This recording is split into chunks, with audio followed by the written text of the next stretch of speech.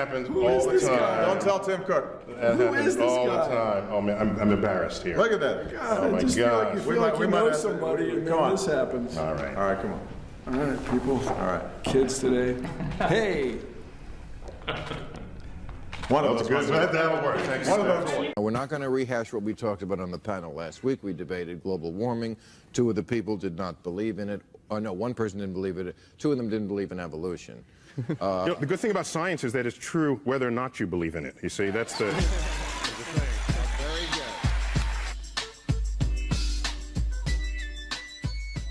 It's one of the things I love about science. We don't have to pretend we have all the answers. Fuck the police coming straight from the underground. A young nigga got it bad cause I'm brown. The Earth looks flat because 1, you're not far enough away at your size. 2, your size isn't large enough relative to Earth to notice any curvature at all.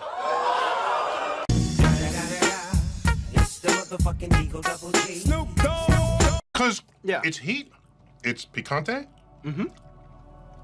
is very...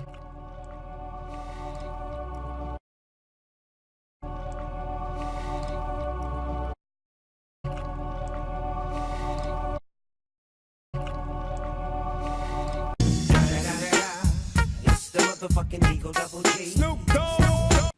I think you must realize that some people are going to go to your show at the planetarium and they're going to say, aha, those scientists have discovered God. Because God, dark matter, is what holds this universe together.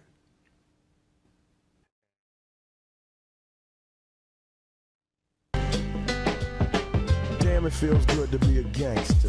We all watched this show when we were kids with Carl Sagan. What is it like to step into his turtleneck? What is... You get to say the world is flat because we live in a country that guarantees your free speech, but it's not a country that guarantees that anything you say is correct. Snoop Dogg. You ask him if he had a rap name. You didn't ask me if I had a Oh. Neil, you have a rap name? MC Squared. X gon' give it to you. Fuck, wait for you to get it on your own. X gon' deliver to you. Knock, knock, open up the door, it's real. Let the non-stop pop out from stainless steel. How about you are about to be executed? Oh, I'm about to be executed. You have nothing except your knowledge and your knowledge of science, your experience. I would request that my body in death be buried, not cremated, so that the energy content contained within it gets returned to the earth so that flora and fauna can dine upon it, just as I have dined upon flora and fauna throughout my life.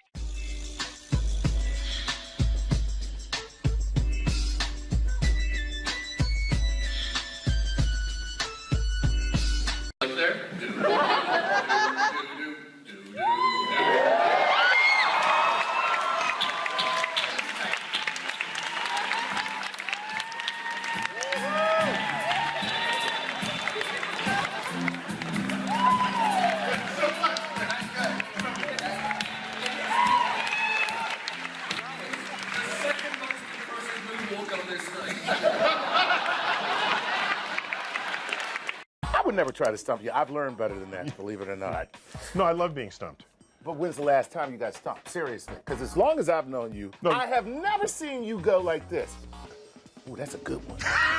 Never. No, your real question is, when's the last time I was stumped by you? Oh, you son of a... Get out of here. So why didn't I flinch? Because the laws of science differ fundamentally from those of... Just look at the history of everybody doing big projects, and it's never driven by exploration. It's never driven by science. It's never driven by curiosity. Not if it's big and expensive. It's driven by the fact that people don't want to die. So there's a war driver. It's also driven by the fact that people want to get wealthy. So No, there's a hold on. money We have the driver. Large Hadron Collider. The Large Hadron The Large Collider. Do you know? Oh, no. No.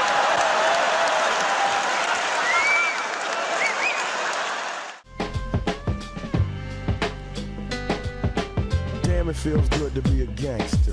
A real gangster ass nigga plays his cards right. A real gangster ass nigga never runs his fucking mouth, cause real gangster ass niggas don't start fights. seat. Thank you so much. Oh my gosh. It's called Star Talk. Is math related to science? Most people who could be born will never be born, will never even exist. So the fact Like that... sperm. Sure, yeah. I mean, it's science. The rest don't. Where do they go? They're dead. I had to invent integral and differential calculus to determine this. Then he turned 26.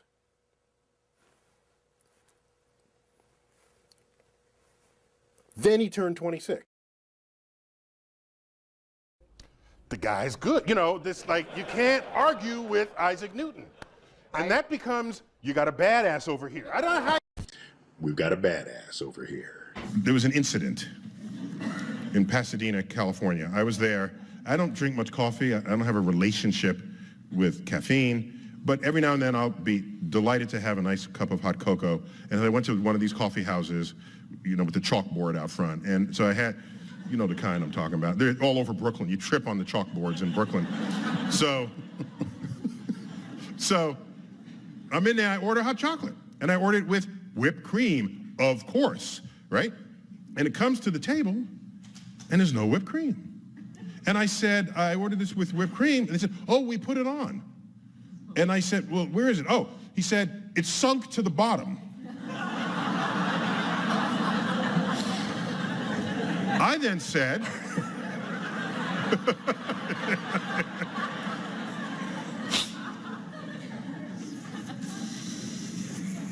either the laws of physics that apply everywhere in the universe are suspended in your coffee shop, or you didn't put whipped cream on my hot cocoa. And he looked indignant. Really?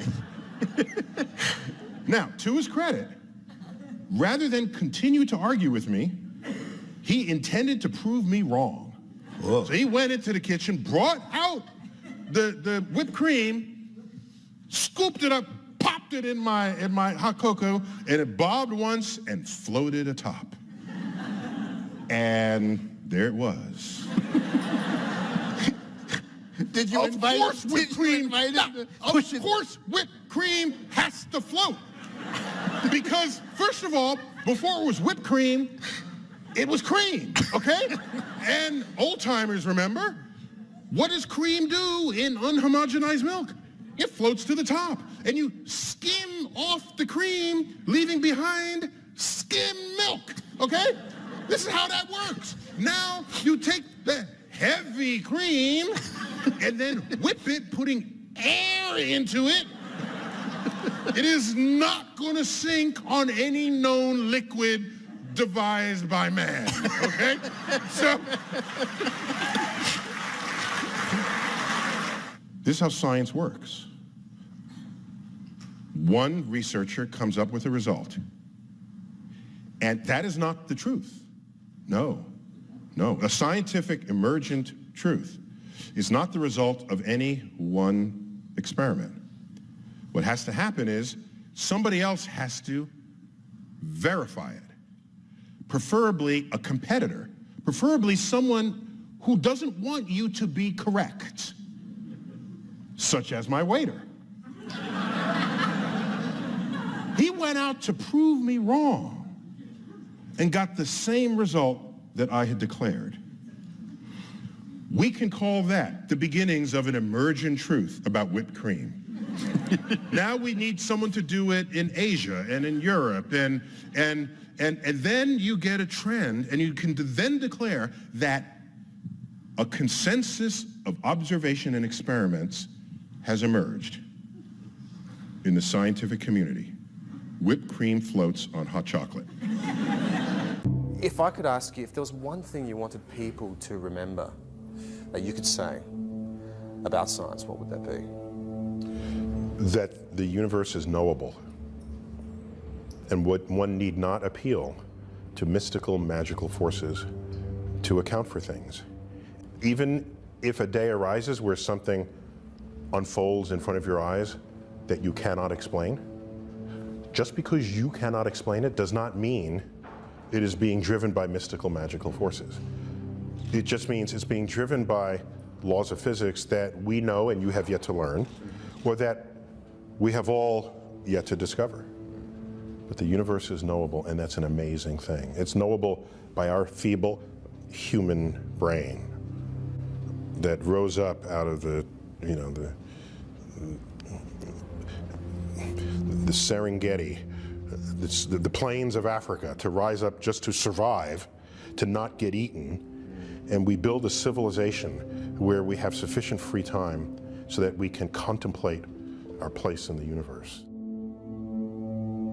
But you can say something about the question which you really would wish to know the answer to. And I mean, for me, it would be what's consciousness? Because that's totally baffling. Richard, you know what I think? I agree. Not that you asked, but what I think on this is consciousness has kind of baffled us for a while, okay? And evidence that we haven't a clue about what consciousness is drawn from the fact of how many books are published on the topic, right? We're not really continuing to publish books, not really, on like Newtonian physics. It's done, all right? So the fact that people keep publishing books on consciousness is the evidence we don't know anything about it, because if we knew all about it, you wouldn't have to keep publishing. So what I wonder, Richard, is whether there really is no such thing as consciousness at all, and that there's some other understanding of the functioning of the human brain that renders that question obsolete. That's the unknowable majesty of space. That the greatest possible distance we can conceive, the outer limits of our imagination, is just the beginning. That's why the stars are just fireflies stuck up on that bluish black thing. The f did I just say? That's what I do. I'm Neil deGrasse Tyson, bitch.